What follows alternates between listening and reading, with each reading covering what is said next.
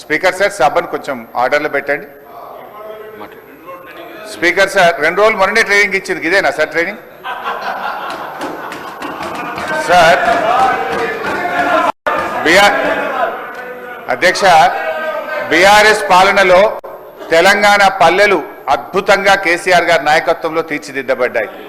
పల్లె ప్రగతి, పట్టణ ప్రగతి అనే కార్యక్రమం పెట్టి ప్రతి నెల పల్లె ప్రగతి కింద గ్రామాలకు 275 కోట్లు ఇచ్చాం, పట్టణ ప్రగతి కింద 150 కోట్ల రూపాయలు ఇచ్చాం.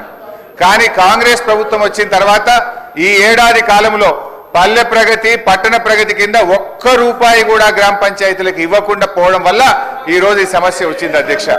అధ్యక్ష, ఇది నేను చెప్తున్నది కాదు, కేంద్ర ప్రభుత్వం చెప్పింది. దేశంలో ఉత్తమ గ్రామ పంచాయతీల అవార్డులు ప్రకటిస్తే టాప్ 20 అవార్డ్స్ లో 19 అవార్డులు తెలంగాణ రాష్ట్రానికి వచ్చాయి. 20లో 19 తెలంగాణకు తెచ్చిన ఘనత కేసీఆర్ గారిది, బీఆర్ఎస్ ప్రభుత్వాన్ని. సో ఆ రకంగా పల్లెలు చేశాం. ప్రతి గ్రామ పంచాయతీకి ట్రాక్టరు, ట్యాంకరు, ట్రాలీ, నర్సరీ, వైకుంఠధామము, డంప్ యార్డు పెట్టి తెలంగాణ పల్లెలు దేశానికి ఆదర్శంగా నిలిపిన ఘనత కేసీఆర్ది, బీఆర్ఎస్ పార్టీ.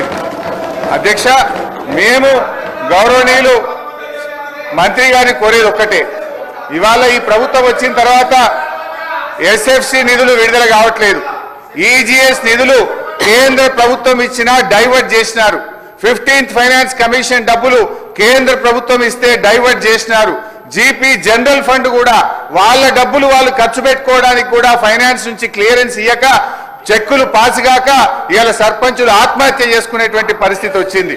అప్పులు చేసి బంగారం కుదబెట్టి పనిచేస్తే ఈ బిల్లులు ఇయ్యారు. అధ్యక్ష, ఒక్క నవంబర్ నెలలో బడా కాంట్రాక్టర్లకు 1200 కోట్లకు పైగా బిల్లులు ఇచ్చారు. ఒక్క నెలలో 1200 కోట్లు బడా కాంట్రాక్టర్లకు ఇస్తారు. ఈ చిన్న కాంట్రాక్టర్లు 5 లక్షలు 10 లక్షలు చేసిన సర్పంచులు, ఎంపీటీసీలు, జెడ్పీటీసీల మీద ఎందుకు పగబట్టి కక్షతో వాళ్ళని ఇబ్బంది పెడుతున్నారని చెప్పి నేను ఈ రోజు ప్రభుత్వాన్ని అడుగుతున్నా. అధ్యక్ష, ఈ రోజు పరిస్థితి ఏమైంది? గ్రామ పంచాయతీలకు రెగ్యులర్ గా ఇవ్వాల్సిన నిధులు ఇవ్వకపోవడం వల్ల చివరికి ఏం దాకా వచ్చిందంటే, అమెరికా దేశం తెలంగాణకు పోతే చికెన్ గున్యా వ్యాధులు వస్తున్నాయి, జాగ్రత్త అని అమెరికా దేశం ఆ దేశ పౌరులను హెచ్చరించే పరిస్థితి ఏర్పడ్డదంటే పల్లెల్ని ఏ రకంగా మీరు నిర్లక్ష్యం చేశారో అర్థమవుతా ఉంది.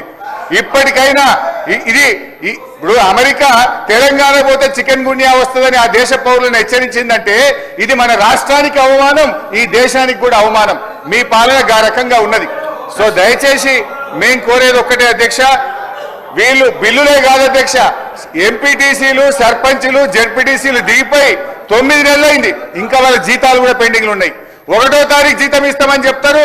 జెడ్పీ చైర్మన్లకు, జెడ్పీటీసీలకు, ఎంపీటీసీలకు దిగిపోయి 9 నెలలైనా 3 నెలల జీతాలు పెండింగ్ ఉన్నాయి. అధ్యక్ష, ఆ జీతాలు ఇయరైతే, పనిచేసిన దానికి బిల్లులు ఇయరైతే, వాళ్ళు మిత్తిలు కట్టలేక, అప్పులు కట్టలేక ఇవాళ చాలా బాధల్లో ఉన్నారు. నేను సూటిగా మంత్రి గారిని అడిగేది ఒక్కటే, దయచేసి త్వరలో ఇస్తాము, తొందరలో ఇస్తాం కాదు అధ్యక్ష, స్పష్టమైన డేట్ చెప్పి గ్రామ పంచాయతీ ఎన్నికలు మీరు పెట్టబోతున్నారు, ఆ లోపు వాళ్ళ బిల్లులన్నీ కూడా క్లియర్ చేయాలని చెప్తా ఉన్నాం. మీ దాంట్లో ఏం చెప్పింది అధ్యక్ష? ఈరోజు ఇది మీ మేనిఫెస్టో, కాంగ్రెస్ పార్టీ మేనిఫెస్టోలో ఏం చెప్పింది అధ్యక్ష? రాజీవ్ గాంధీ గారు తెచ్చిన 73, 74 రాజ్యాంగ సవరణ ప్రకారంగా మీరు గ్రామ పంచాయతీలను బలోపేతం చేస్తామన్నారు, నిధులు విడుదల చేస్తామన్నారు. కానీ మీరు అది ఏది కూడా చేయకుండా ఇవాళ మోసం చేస్తున్నారు. మాజీ సర్పంచ్లకు, మాజీ ఎంపీటీసీలకు పింఛన్లు ఇస్తామన్నారు. పింఛన్ మాట దేవుడు కానీ వచ్చే జీతం కూడా ఇస్తలేదు అధ్యక్ష. గా పింఛన్ కూడా ఎప్పటి నుంచి ఇస్తారో, జీతాలు ఎప్పటిలో క్లియర్ చేస్తారో, బిల్లులు ఎప్పటిలో క్లియర్ చేస్తారో స్పష్టంగా చెప్పాలని మీ ద్వారా అడుగుతా ఉన్నా.